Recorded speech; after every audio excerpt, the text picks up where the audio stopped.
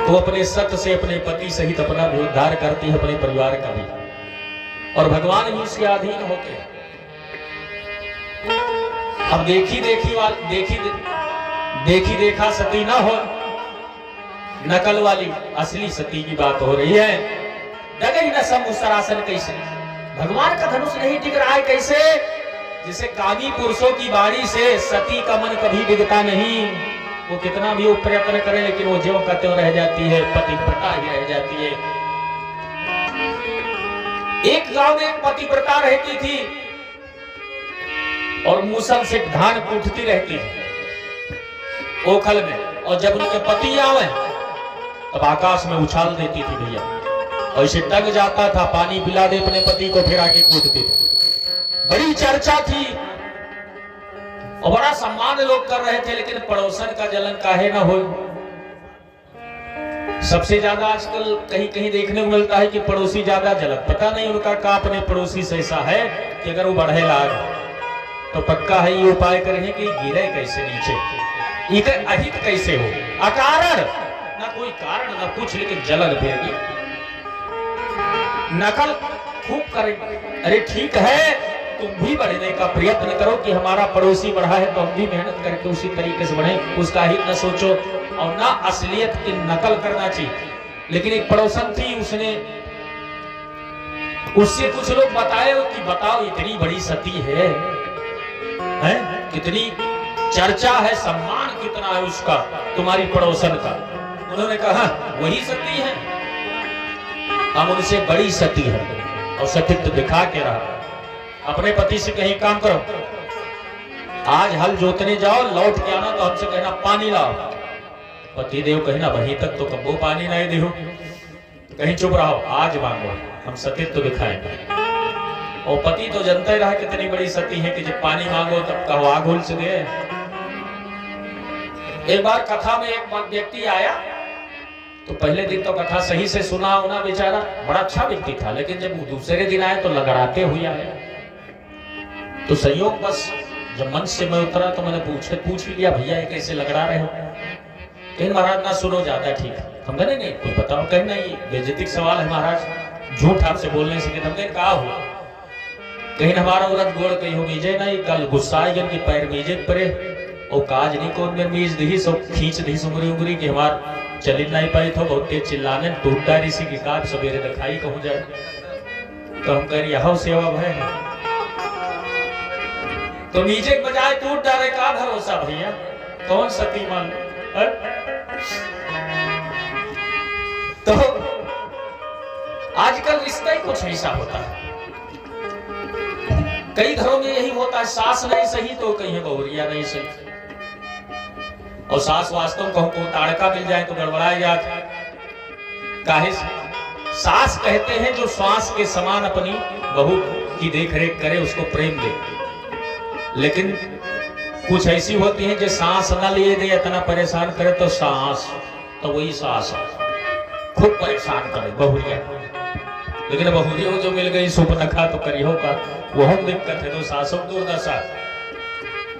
तो वही हुआ, पति देव कोई जबरदस्ती की, पति थोड़ा डरते थे, कहीं कहीं भाई गृह मंत्री के राज चलते, जो पत्नी का है वही सही, और वो ना कहे तो पति देवता वही तरफ ताका करते कि बोली तो कैसे गड़बड़ा न जाए, हम निर्णय ले लिए कहे नहीं। तो वही हुआ, बेचारे डरते थे। अब गए हल जोत के आए, पूरे गांव के लोगों को इसने बुलवा लिया, सतीत्व धर्म दिखाऊंगा। अब सारे गांव वाले कहीं नहीं कब वो सती धर्म ये कैसे दिखाए, ये तो अपने पति बहुत परेशान करते रही, लेकिन चलो देखिए हो सकता है भाई कुछ वो सिस्टम।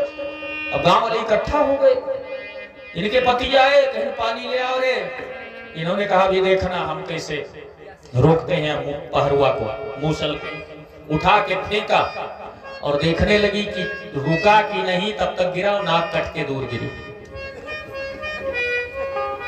नाक कट के दूर गिरी। अब पूरा गांव सतीत्व धर्म देख रहा है, कहीं सब नकटी हो गए कि सती धर्म दिखाओ, तो तुम्हें का देखी है देखा बुलाए रे दादा, किन्ने को न रहा है तो है ही का दिखाओ। तो इस तरह से राजा लोग जितने आए हैं, अब ये बिल्कुल सोच रहे हैं भभी उठा लेंगे बहुत सास दस कई बारा, लेकिन वो कभी हट नहीं रही है। और इस तरह से सारे नृप जो है सब नृप भय जोग जो है जोग उपहासी, और जैसे बिन विराग सन्यासी। वैराग्य ना हो बहुत बड़े सन्यासी हो तो क्या मतलब? सन्यास वेश धारण के आश्रम बनाए होता है? कहीं बच्चे के घूम रहे हैं, कहीं ब्रह्मचारी बाबा का है, तो भैया कैसे ब्रह्मचारी जो बच्चे हैं? कहीं अनाज के इतना बड़ा छल्ली, कहीं नहीं फरारी बाबा का, कहीं क्या हो बंगला है, गाड़ी है, कार मोटर और सब व्यवस्था है, कहीं त्यागी बाबा का। अब नाम के अनुसार बैठे नहीं रहा है, कौन मेरा मान लीजिए भाई? जैसे भी विराग सन्यासी, सब नृप भय जोग उपहासी, सब हंसी के उपहास हो गए हैं? क्या मतलब निकला? क्योंकि असली असली होता है और नकली नकली होता है। वो कितना नकली चमकेगा ज्यादा। पंडित सोई जो गाल बजावा और मारग सोई जाको जो बाबा, और जो कहा झूठ मस्खरी जाना, कलयुग सोई गुणवंत बखाना। कहीं वही गुणवान जाके नक्सिक जटा विशाला, तो बड़े बड़े बार हुए नाखून हुए, कहीं बहुत बड़े सिद्ध महात्मा, सोई कलयुग तापसी कराला। तो यह कलिकाल का प्रभाव है। तो इस तरह से भक्तों, जब यहाँ सारे राजा वीरता हार चुके और नीचे सर कर बैठ गए, श्रीहत हो गए, हंसी के पात्र बन गए, सर्व के मारे सर ऊपर नहीं कर रहे हैं, उसी समय राजा जनक को चिंता हो गई। चिंता हो गई, चारों तरफ देख रहे हैं राजा लोग नीचे सर। तब उन्होंने कहा कि अब मैं समझ गया कि पृथ्वी वीरों से विहीन हो गई। अरे इतने बड़े बड़े राजा जो डींगे हाँकते थे वीरता के, आज सब बैठे हैं, देश देश के राजा आए, लेकिन सब के सब यहां हार गए, हंसी के पात्र बन गए। ये पृथ्वी वीरों से हीन है, मैं ऐसा जानता तो ऐसा पन ही ना करता। क्योंकि राजा जनक सब जगह भिजवाए थे संदेशा, सब जगह उन्हें निमंत्रण गया था, मात्र अयोध्या छोड़ के। अयोध्या नहीं भेजा, अयोध्या से राजा जनक भी डरते थे। काहे डरते थे जानते हो? एक आदमी ससुराल जा रहा, और जब ससुराल जा रहा था बड़ा बंधन के पहन ओढ़ के, भाई ससुराल लोग जाते हैं तो पहन ओढ़ के जाते ही हैं अच्छे से। अब वहां गए तो थोड़ी दूर पर रास्ते में कीचड़ पड़ा था, वहां एक गाय फंसी हुई पड़ी थी। तो ये सोची नगर घूम के जाओ तो बड़ा टाइम लगे, जल्दी में थे कब पहुंचो ससुराल। ये सोचिन कोई देख थोड़ी रहा है, उस गऊ के ऊपर पैर रख के कूद गए। वो धंसी है निकलवाने के बजाय और उसको उसके ऊपर चढ़ के चले गए। गऊ ने इनको श्राप दे दिया कि तू जिस कार्य से जा रहा है, तू अपनी पत्नी से मिलने जा रहा है, अगर तेरी पत्नी तुझे देख ली या तू अपनी पत्नी को देख लेगा, उसी समय तू अंधा हो जाएगा। वैदेह नगर में ससुराल थी इसकी, भाई जनक की नगरी में। अब ये गया तो ससुराल, लेकिन श्राप जानता था, इसलिए घर में प्रवेश नहीं किया। और जो ही मिले केहू के तकबे नहीं करे, अंते का के सब कहीं हो ही कहा है। पत्नी समाचार पाई कि घर के अंदर ही नहीं आ रहे हैं, वो आई तो पत्नी की तरफ पीठ करके खड़े हो गए। पत्नी ने कहा आखिर हो क्या गया, पागल वागल हो गए हो, मुझे देख क्यों नहीं रहे हो? उसने कहा अगर देखा तो गड़बड़ हो जाएगी। बोली क्या गड़बड़? बोली मुझे गौ माता ने श्राप दे दिया है, अगर मैं तुम्हें देख लिया तो अंधा हो जाऊंगा।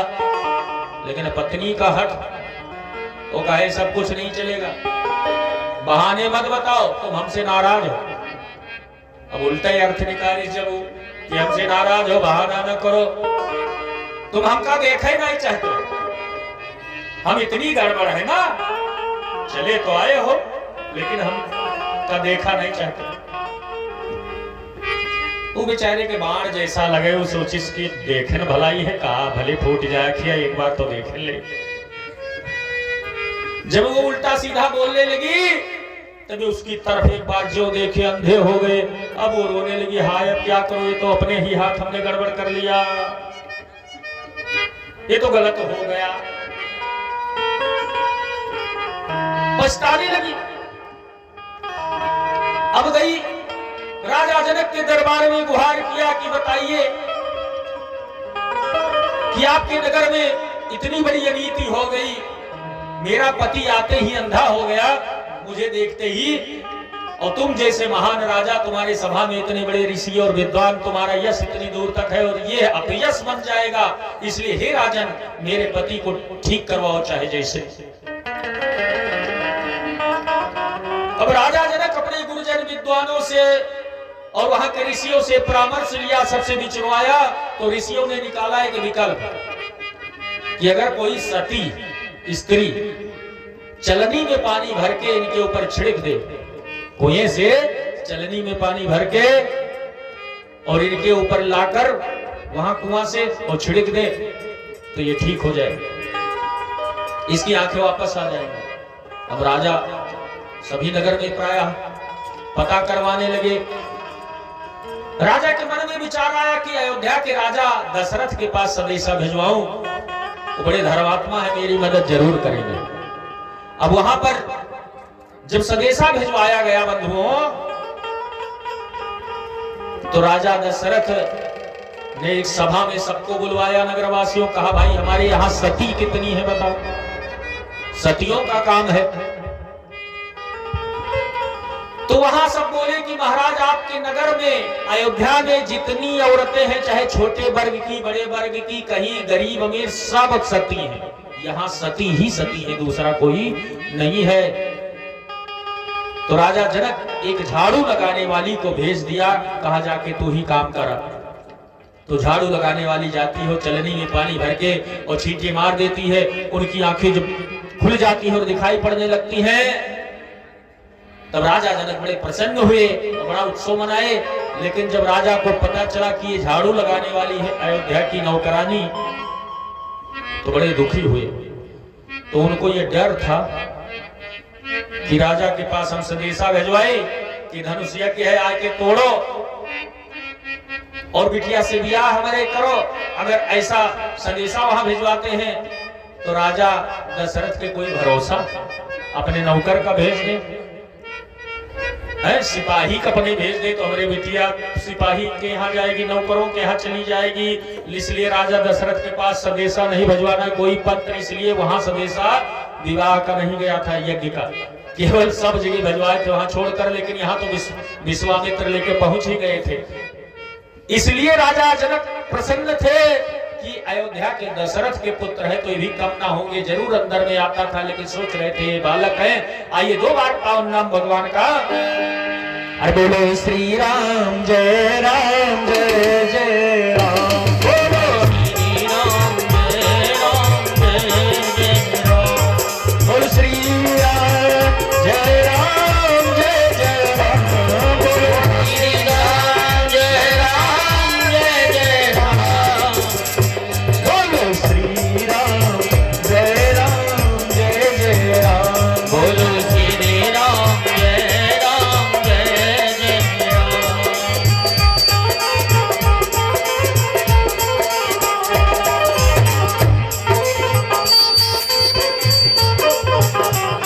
सभी लोग प्रेम देखिए, वो सब बोला थी कि हम ही चिल्लाए, वहां तो हम देख देते देर से। भाई देखो बोलना पड़ेगा, भगवान नाम बोलने से, राम कहने से बहुत ही बड़ा सुख मिलता है, ऐसा नहीं है। प्रभु का नाम लेने से आनंद मिलता है। पाप करते हैं, अब जिनका जिक्र यहाँ ना छाजत होए तो न लिहो, और जिका भैया छाजत होए तो ले, तुम सब बजाओ ना, देखिए बोलो श्री राम जय जय राम, बोलो श्री राम जय जय राम। ए भैया लेते हैं सही, बोल श्री रामचंद्र भगवान की जय। क्योंकि हम लोग माँ के दरबार में हैं और प्रेम से ताड़ी बजाते हुए हाथ उठाते हो तो हाजिरी लगती है। ताली से मां भगवती पार्वती बहुत प्रसन्न होती है और गाल के बजाय से भोलेनाथ,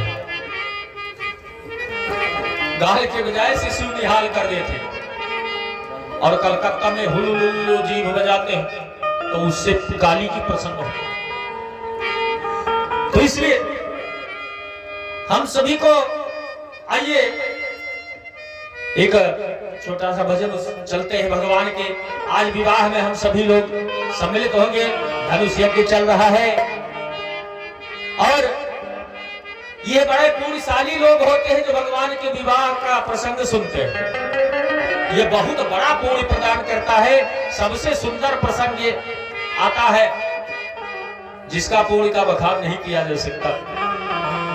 जहां भगवान राम और मां भगवती का मिलन हो, जहां लक्ष्मी और नारायण का मिलन हो और इसी अवस्था में हम लोग साक्षी हो और सम्मिलित हो तो हमारे जीवन में भी धन वैभव ऐश्वर्य की कमी नहीं रहेगी। बोल सियावर रामचंद्र की। इसलिए सभी लोग जो है प्रेम से और लहर लहर लहराए माई के, लहर लहर लहराए माई के और बहेला पूर्वा बया चुनरिया सतरंगी, चुनरिया सतरंगी, चुनरिया सतरंगी, चुनरिया सतरंगी, चुनरिया सतरंगी, चुनरिया सतरंगी।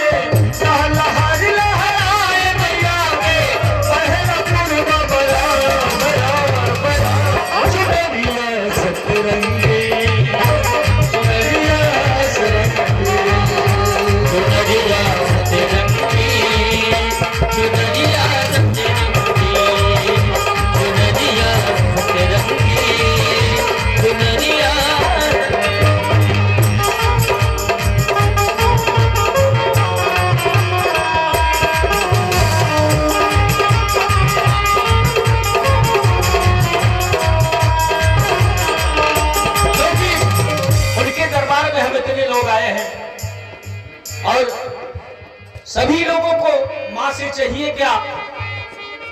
माँ का प्यार। हम लोग आरती में क्या गाते हैं? नहीं मांगते धन दौलत ना चांदी ना सोना। आरती में गाते हैं बाद में कहीं 10 किलो सोना दे।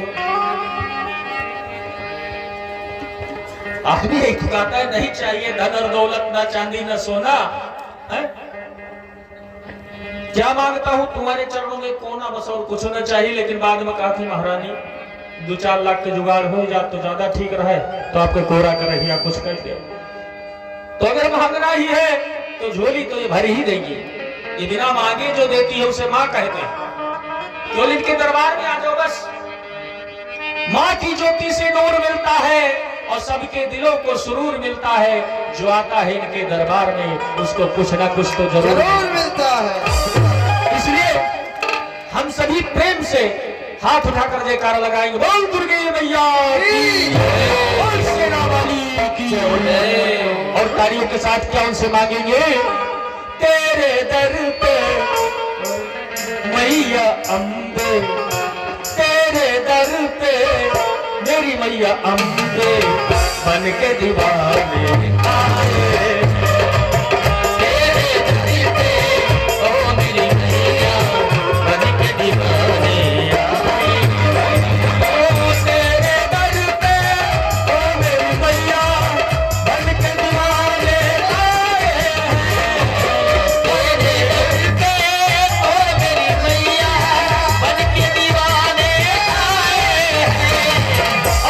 से क्या कहना है?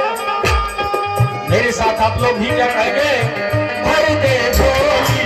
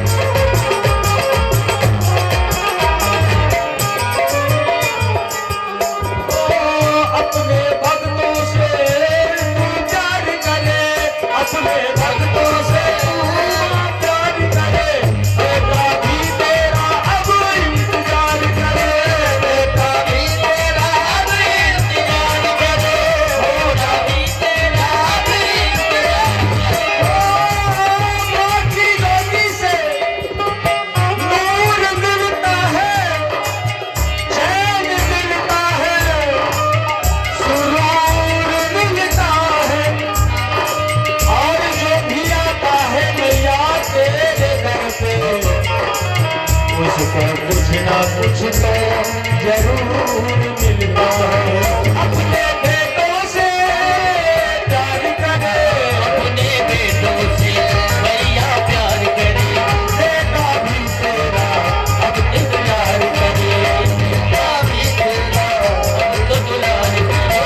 वाले दिल को ओ मेरी मैया, वाले दिल को ओ मेरी मैया, तुमको सुनाने आए हैं।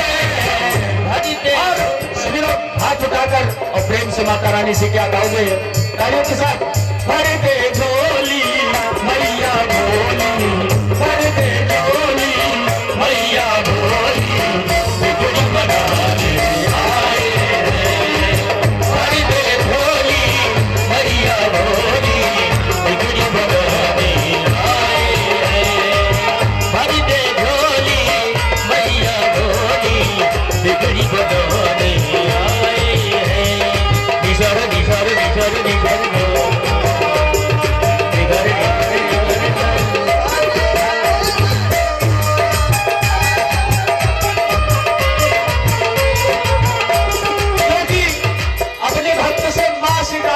प्यार नहीं कर सकता, इसलिए कहा गया है अपने भक्तों से माता तू प्यार करे, बेटा तेरा भैया तेरा इंतजार करे। अपने भक्तों से भैया प्यार करे, इंतजार करे।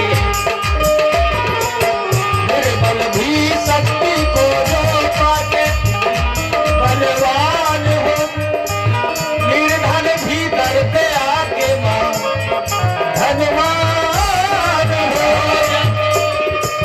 ओ ममता तेरे आंचल का मां, ममता तेरे आंचल का मां, हम तो पाने आए हैं।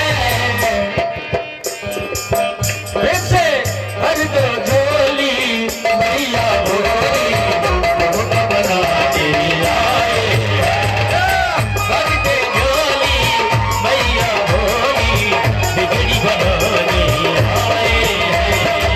भर दे झोली मैया भोली, बिगड़ी बनाने आए हैं।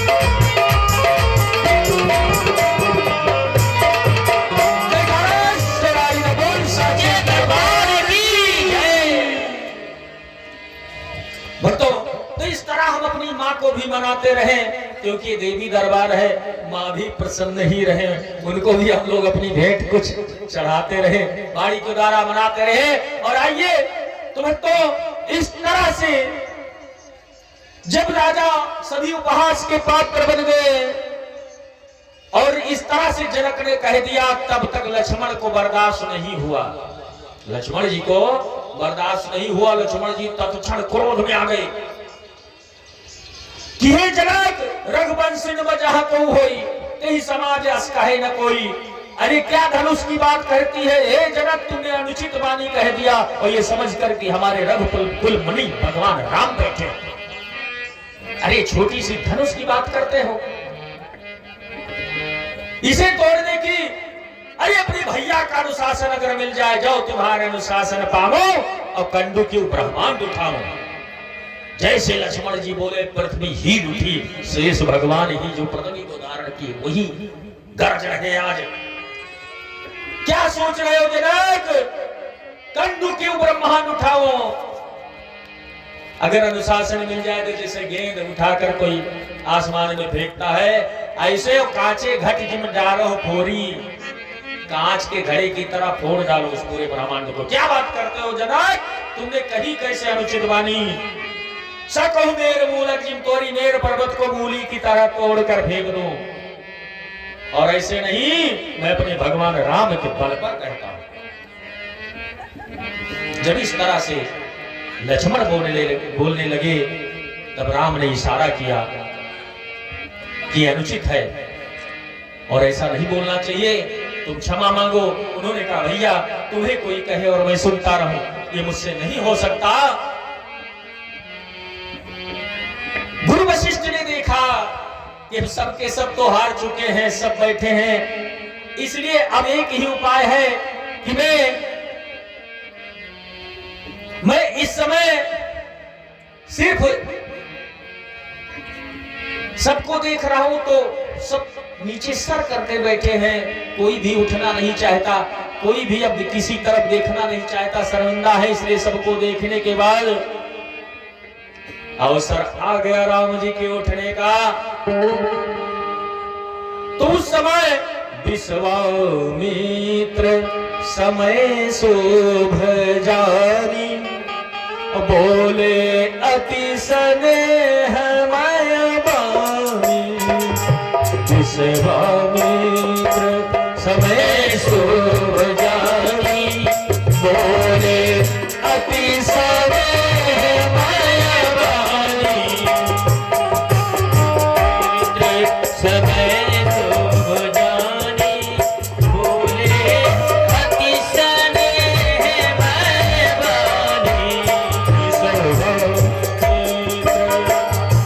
विश्वामित्र शुभ समय पाकर कहते हैं स्नेह में वाणी, हे राम समय शुभ जानी। अब बोल चुके, और उठहु राम भल जाहु भव चाप, और मेटहु तात जनक परिताप।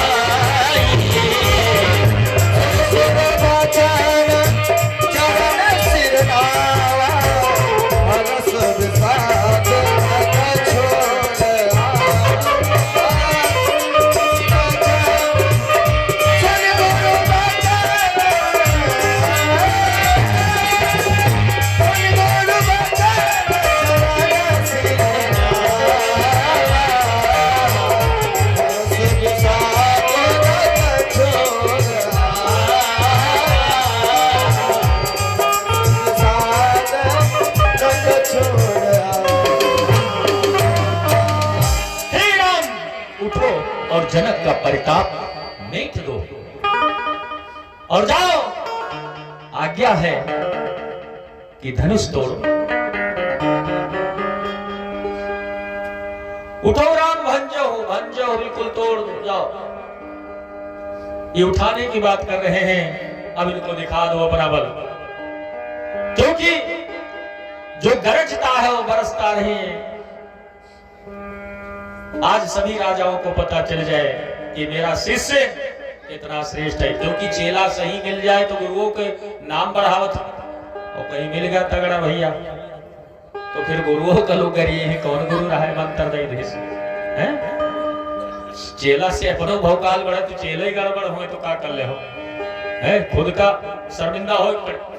तो इस तरह से अब गुरुदेव बिल्कुल जान रहे हैं कि साक्षात नारायण मेरे साथ है, फिर कहना क्या, यही चेला बने हैं हमारे हैं, जिनके लिए लोग शिष्य बनकर मंत्र दीक्षा लेकर आराधना करते हैं, वही मेरे साथ चेला बने घूम रहे हैं। देखो प्रीत की रीत, भगवान को अगर मानोगे तो किसी भी रूप में तुम्हारे साथ रह सकते हैं, वो हर तरह से इतने दयालु हैं।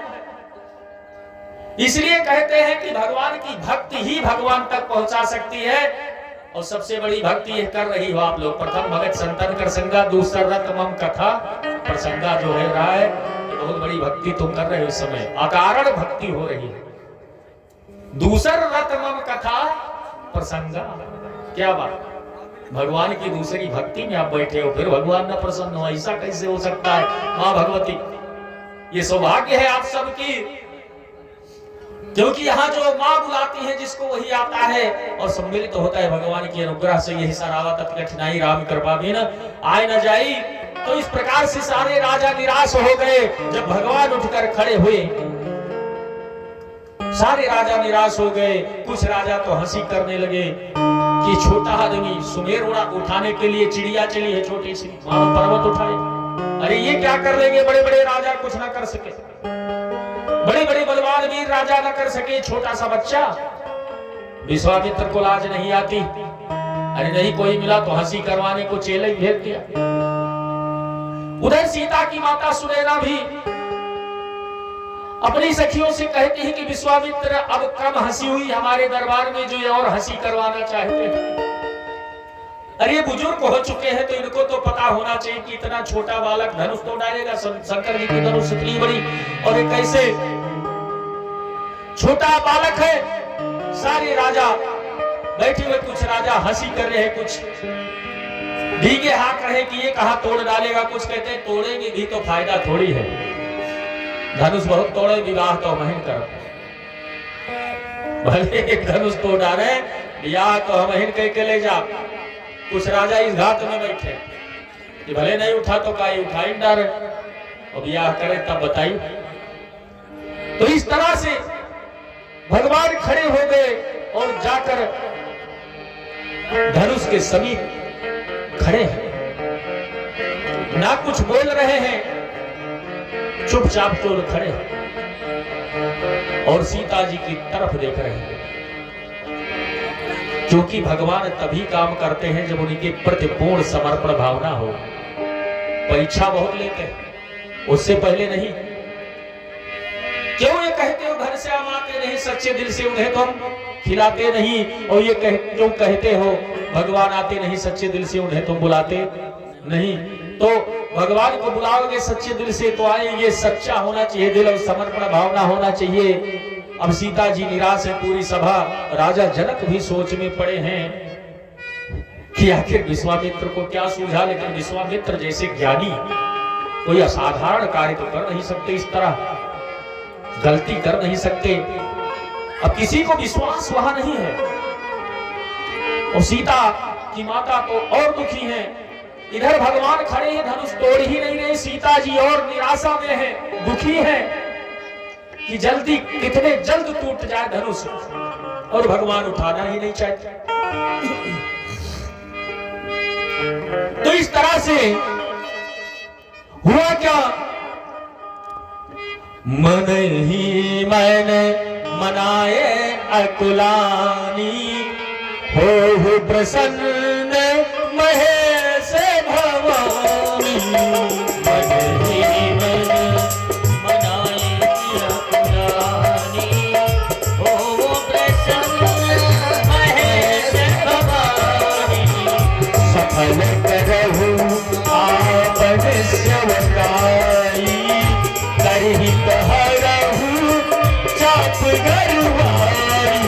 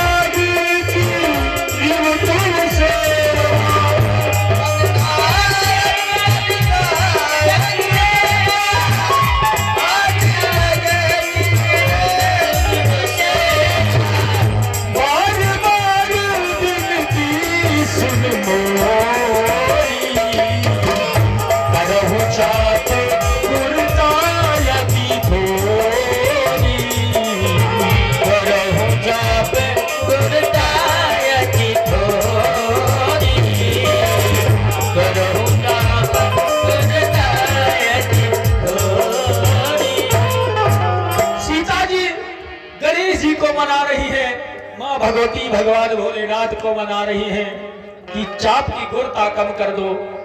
क्योंकि मेरे प्रभु बहुत कोमल है, मां भगवती महादुखी है और भगवान की तरफ अपनी अश्रु भरे नेत्रों से देख रही हैं कि हे प्रभु देर क्यों कर रहे हो। लेकिन राम जी खड़े हुए देख रहे हैं सीता की तरफ। सीता जी भी भगवान की तरफ देख देख कर वो इशारा कर रही हैं। लेकिन भगवान तभी कार्य करते हैं जब उनके समर्पण में। अभी तो तुमने महेश को मनाया, गौरी गणेश को मनाया, लेकिन भगवान से तो कहा ही नहीं तोड़ डालो। सीता जी ये चीज रहस्य अभी तक सोच नहीं पाई कि मैं प्रभु के शरण में जाऊंगी तभी ये धनुष उठाएंगे। सीता जी सोच रही है कि त्रिसीता बारी बिन जो तन त्यागा मुयहु करई का सुना करो। त्रिसीता बारी मुयहु करेगा